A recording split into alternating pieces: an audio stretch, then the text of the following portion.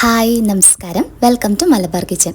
ഇന്ന് നമ്മൾ തയ്യാറാക്കി എടുക്കുന്നത് നല്ല സിമ്പിളായിട്ട് ഒരു 5 മിനിറ്റിലൊക്കെ നമുക്ക് റെഡിയാക്കി എടുക്കാവുന്ന ഒരു 4 മണി പലഹാരമാണ്.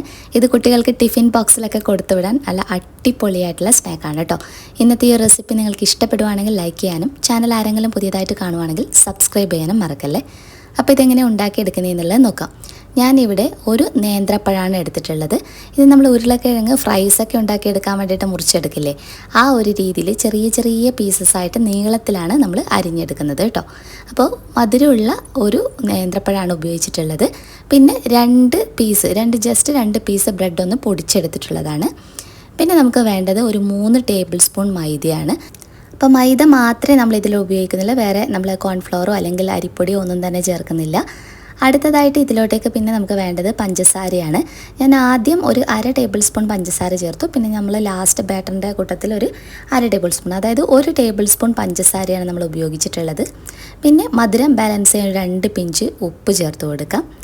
അടുത്തതായിട്ട് ആവശ്യത്തിനുള്ള വെള്ളം ഒഴിച്ചു കൊടുക്കാം. ഇനി നമ്മൾ സാധാരണ പഴംപൊരിക്കൊക്കെ തയ്യാറാക്കി എടുക്കുന്ന രീതിയിൽ തന്നെ മാവൊന്ന് റെഡിയാക്കി എടുക്കാം. നമ്മൾ സാധാരണ പഴം പൊരിച്ച് കഴിക്കുന്നതിനേക്കാളും അടിപൊളിയായിട്ടുള്ള ടേസ്റ്റാണ് നമ്മൾ ഇങ്ങനെ തയ്യാറാക്കി എടുക്കുമ്പോൾ.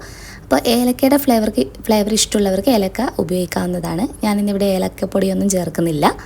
ഇനി ഇതുപോലെ ബാറ്ററിൽ ഡിപ്പ് ചെയ്യുക. എന്നിട്ട് നമ്മുടെ ബ്രെഡ് പൊടിച്ചതിനകത്ത് നല്ല രീതിയിലൊന്ന് കോട്ട് ചെയ്തെടുക്കണം. നന്നായിട്ട് കോട്ട് ചെയ്തെടുത്തതിന് ശേഷം നമുക്കൊരു പാത്രത്തിലോട്ടേക്ക് മാറ്റി വെക്കാം.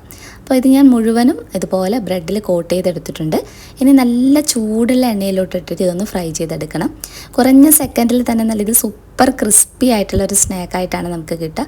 ശരിക്കും നമ്മൾ ഫ്രഞ്ച് ഫ്രൈസൊക്കെ ഫ്രൈ ചെയ്ത് കഴിക്കുമ്പോൾ ഉണ്ടാകുന്നതിനേക്കാളും അടിപൊളിയായിട്ടുള്ള ടേസ്റ്റാണ് കേട്ടോ. കുട്ടികൾക്കായിരിക്കും ഏറ്റവും കൂടുതൽ ഇഷ്ടമുണ്ടാവുക.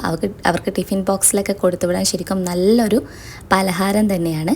അപ്പോൾ എല്ലാവരും ഉണ്ടാക്കി നോക്കുക. നിങ്ങൾക്ക് റെസിപ്പി ഇഷ്ടപ്പെടുവാണെങ്കിൽ ലൈക്ക് ചെയ്യാനും ഷെയർ ചെയ്യാനും മറക്കില്ലല്ലോ.